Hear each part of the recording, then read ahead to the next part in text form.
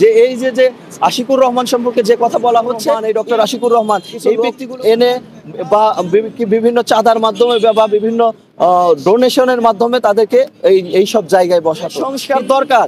সেই সংস্কার আমি মনে করি এই 7 মাসেই করা সম্ভব, যদি এই সরকার একটু নিজেদের এই কাজের জন্য জোর দেয়। আমি দেখেছি গত 7 মাসে যে কাজ গত 3 মাসে যে কাজ হয়েছে, আগের 5 মাসে কিছুই হয়নি, কারণ তারা শুরুই করতে দেরি করেছে।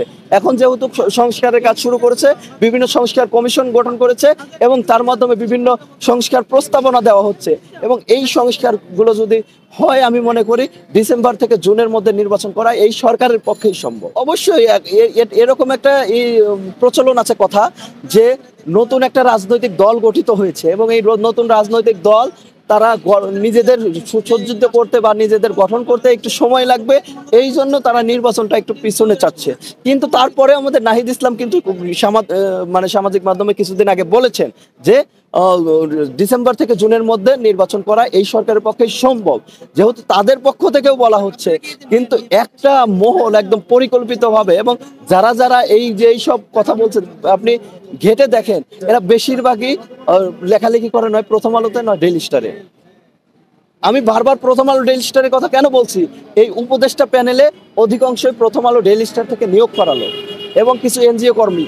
একমাত্র ডক্টর মোহাম্মদ ইউনূস ইনি একজন ব্যক্তি, ইনি যে হারে দৌড়াচ্ছেন বা রাষ্ট্রকে নিয়ে যেভাবে কাজ করছেন, তা অর্ধেক কাজ যদি এই উপদেষ্টারা করতে পারতো, তাহলে বাংলাদেশ আর অনেক এগিয়ে যেত। এখন 30 বিলিয়ন হয়েছে, আমি মনে করি $50 বিলিয়ন বাংলাদেশের রিজার্ভ এতদিন হতো। এই যে বাংলাদেশের উপর যে টেরিফ আরোপ করেছে, এই টেরিফ আরোপ করেও বাংলাদেশকে চাপে ফেলা সম্ভব হতো না যদি আমাদের রিজার্ভ এখন $50 বিলিয়ন থাকতো। আমাদের ইম্পোর্টে কোনো সমস্যা হতো না।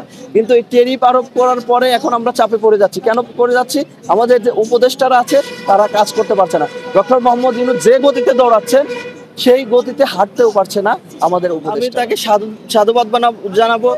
তাকে সাধুবাদ জানাবো এবং আর একটা কথা বলতে চাই, ডক্টর ইউনূসের উদ্দেশ্যে আমরা বলবো যে এই যে আশিকুর রহমান সম্পর্কে যে কথা বলা হচ্ছে, এই রকম অনেক মেধাবী বাংলাদেশে বিভিন্ন জায়গায় পড়ে আছে। আপনি খুঁজে বের করুন, এই রকম মেধাবীদের খুঁজে বের করেছিল জিয়াউর রহমান। 1979 সালে যখন ক্ষমতায় আসে, তারপরে বিভিন্ন যারা মেধাবী ব্যক্তি তাদের বাড়িতে পর্যন্ত গিয়েছে এবং বিভিন্ন মেধাবী ব্যক্তিগুলোকে রাজনীতিতে আনার জন্য তিনি বিভিন্ন জায়গায় ঘুরে বেরিয়েছে। এবং পরবর্তীতে আমরা এখন দেখলাম ডক্টর ইউনূস এই কাজে যেহেতু হাত দিয়েছে, আমি মনে করি এনার আরও যেসব মেধাবী ব্যক্তি আছে, ডক্টর আশিকুর রহমানের মতো আরও কিছু ব্যক্তি যাতে বাংলাদেশ সরকারের মধ্যে যদি যায়। এবং আমাদের খলিলুর রহমান সম্পর্কে জানি, উনি কি করেছে। উনি সম্প্রতি যে রোহিঙ্গা প্রত্যাবর্ষণের বিষয়ে যে সফলতা দেখিয়েছে মাত্র 2 মাসে, এটা একদম নজিরবিহীন। এই রকম মেধাবী ব্যক্তিগুলো, এই খলিলুর রহমান, এই ডক্টর আশিকুর রহমান, এই ব্যক্তিগুলোকে যে খুঁজে বের করা হচ্ছে, আমি মনে করি ওনাকে আরো আগ্রহী হওয়া উচিত এবং আরো যারা মেধাবী ব্যক্তিগুলো আছে তাদেরকে খুঁজে বের করে বাংলাদেশের কাজে লাগানো উচিত। বাংলাদেশের সম্পদগুলো আমরা দেখেছি অন্য দেশ ব্যবহার করে। কেন? কারণ বাংলাদেশে ওই রকম সুযোগ সুবিধা পাওয়া যায় না। তারা পড়াশোনা করে তারা বিদেশে সেটেল হয়ে যায়।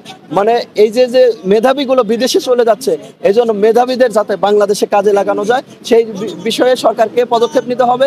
এবং বিগত যে সরকারগুলো ছিল, সেই সরকারগুলো শুধু দলখানা কিছু লোক এনে বা বিভিন্ন চাঁদার মাধ্যমে বা বিভিন্ন ডোনেশনের মাধ্যমে তাদেরকে এই সব জায়গায় বসাতো।